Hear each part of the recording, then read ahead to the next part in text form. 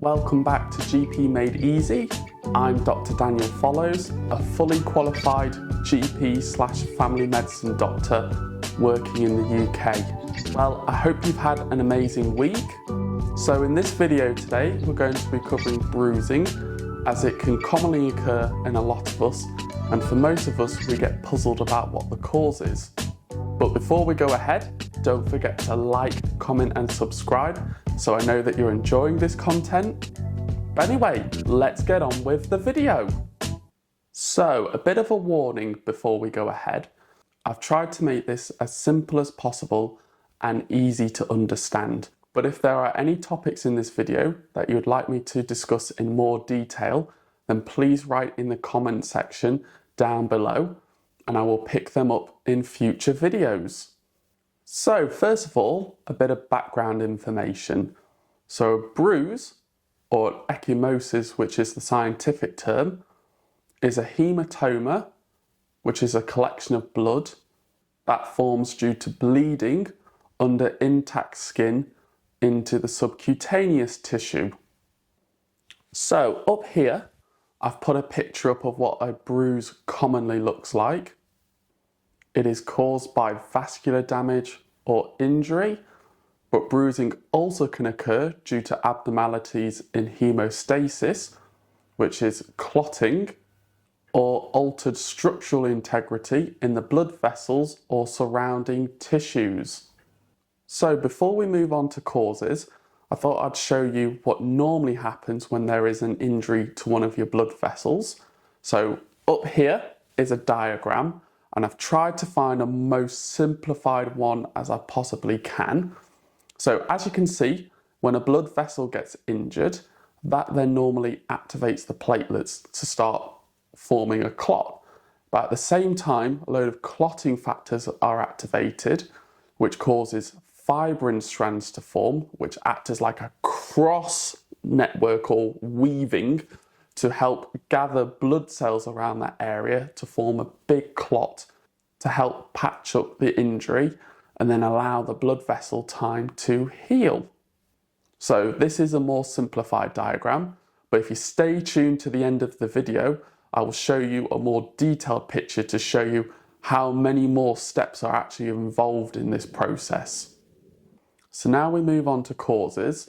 So there are quite a few, and I've tried to summarize them as simply as I can. Again, as I stated earlier, if you do want me to cover any of these in more detail, then please write a comment in the comment section and I will pick it up in future videos. So the first commonest cause is trauma, and that can be accidental trauma if you're tripping up a lot or banging into objects. Or one of the biggest things to look out for is non-accidental injury/abuse. So this tends to occur when the bruises are occurring in a bit of an unusual distribution, especially in children, or if you're thinking, oh, the story doesn't quite match up to how the bruising has occurred. So if any of these patients, if you are suspecting this, please always have it at the back of your mind if you need to raise a safeguarding referral. And if you are stuck or confused, every practice should have a safeguarding lead. So if you need any advice, please go and speak to them. So next we move on to vascular and systemic causes. So the commonest type is what we call senile purpura. So this is as we increase in age, there is decreased collagen production, and our capillaries, which are the very smallest blood vessels, become very fragile. Now the commonest areas where you tend to find these are on the back of the hands, the extensor part of the forearms, or the shins. And with these, they can take months to fully heal. So the next type is a condition called purpura simplex. Now this is a benign condition, and unfortunately the data has shown it's more common in women, especially those in their 20 to 30s. It tends to occur on exposed areas such as the arms or upper thighs after minor trauma. Another type is a genetic condition called hereditary hemorrhagic telangiectasia, and this is where mucocutaneous telangiectasia, which is the diagram up here, forms on the skin, mouth or nasal cavity. Patients will have a positive family history and they tend to present with nosebleeds, fatigue, nail changes, and hair loss. Another condition that can cause it is hypothyroidism, or what you may know it as is an underactive thyroid, and this can directly affect the clotting factors or the integrity of the blood vessels. Another type is a condition called Cushing's syndrome, where the patient's adrenal glands are overactive, and as well as bruising, they tend to present with facial plethora, hirsutism, high blood sugars, high blood pressure, or striae. Another condition is called Ehlers-Danlos syndrome, and this is a genetic condition that causes mutations in collagen production. And this tends to lead to joint hypermobility, skin translucency, and hyperelasticity of the skin, so you can literally pinch it and pull it quite far. So bleeding effects that patients might present with is bleeding from their gums or prolonged bleeding after surgery. They may have heavy periods, and they also may have a history of joint dislocations. Another condition is osteogenesis imperfecta, and this is a genetic condition, and patients tend to present with blue sclerae, which is, instead of this bit of your eye looking white, it looks blue. They have short stature, fragile bones, dentiogenesis imperfecta, so this is abnormalities in their teeth, and adult hearing loss. And bruising/bleeding tends to occur due to platelet dysfunction and capillary fragility. And the final systemic cause is vitamin C deficiency, or scurvy as it's more commonly known. And this leads to defects in collagen production and blood vessel integrity. Patients tend to present with malaise, perifollicular hemorrhage and bruising, which is bleeding around the hair follicles, gum bleeding, tooth loss, impaired wound healing, and or curly hairs. So next we move on to causes that affect the platelets. So first one is one called thrombocytopenia, and this is low platelets due to increased platelet destruction. And the commonest ones for this are idiopathic thrombocytopenic purpura, thrombotic microangiopathies, immune thrombocytopenia, and infections, commonly in viral infections, which can cause a transient thrombocytopenia that resolves on its own. Another cause is Henoch-Schlund purpura. I'll put the name up there so you can see it, or HSP as it's more commonly known. And this is a systemic vasculitis that can affect anywhere such as the skin, joints, bowels and kidneys. And it usually follows after an upper respiratory tract infection or viral infection, especially in children. So the commonest distribution is reddish purple purpura that will form on the back of the legs going up to the buttocks and can even go up to the back.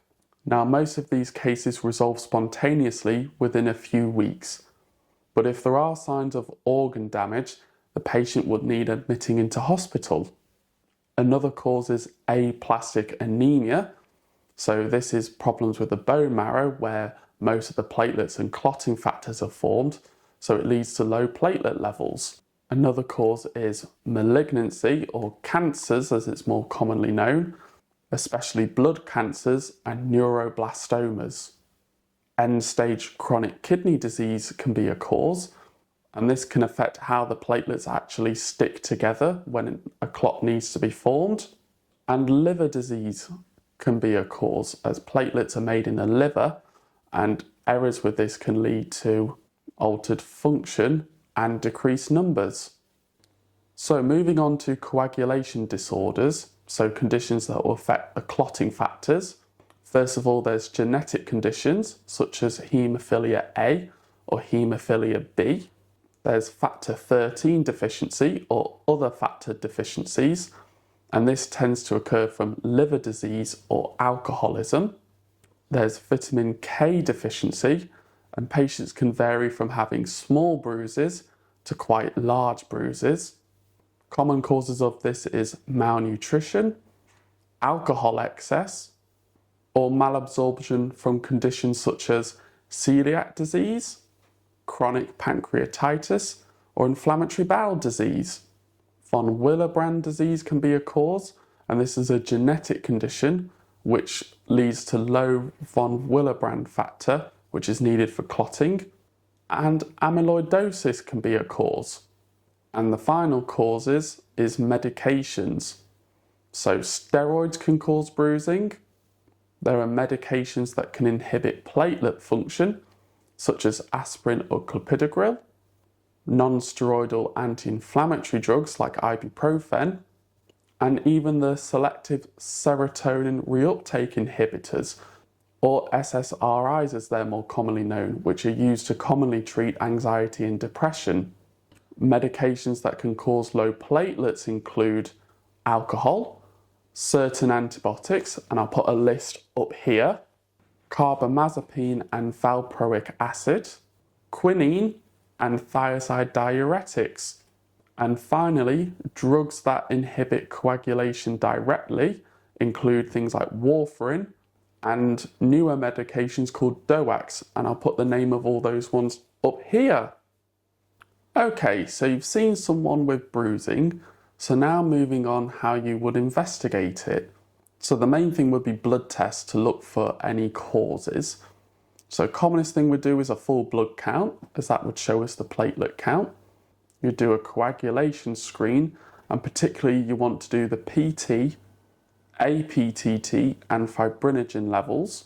You would do an INR if the patient is on warfarin, and you'll do other tests like kidney function, liver function, thyroid function, and any other tests such as celiac screening if you thought they may have celiac disease. So now we move on to management. So if you've identified a certain cause, then treat that cause first. If you have a patient that you suspect they may have a cancer as the cause, then please refer them on the appropriate cancer referral pathway per your local guidelines. Review their medications to see if any of them may be causing it. And then if patients have low platelet levels, then please check your local guidelines, as there is a certain level. If they get that low, then you would need to refer them on to see a haematologist, which is a blood specialist. So foods that you can eat that naturally increase your vitamin C levels include fruits such as oranges or lemons, bell peppers, kiwi fruit, strawberries, broccoli, or Brussels sprouts. Foods that naturally increase your vitamin K levels include kale, spinach, broccoli, Brussels sprouts, and vegetable oil. If you are struggling to eat foods that contain these, then you can just get a multivitamin to help improve this. Well, that's it for today's video. I hope you found it helpful and learned something new. Don't forget to like, comment and subscribe so I know that you're enjoying this content. If there are any topics you'd like me to cover in future, or if there are any of the things that I've mentioned today that you want me to go in more detail about, then please comment down below. I also post more regularly on YouTube Shorts, TikTok and Instagram. They're just up there, and it's the same name, it's GP Made Easy. Or if you want to contact me, I also have an email address, and it's just up here. Well, I hope you guys have an amazing week, and I'll see you in the next video. So just as promised, so this is a more detailed picture of how your body forms a clot. And as you can see, there is a lot of clotting factors that are involved and lots of pathways. So don't forget, I also have more videos on my channel. Click the links up here. And please, most importantly, don't forget to hit the subscribe button. And if you've missed it, it's just up here. Well, have a great week, guys, and I'll see you in the next video. Bye.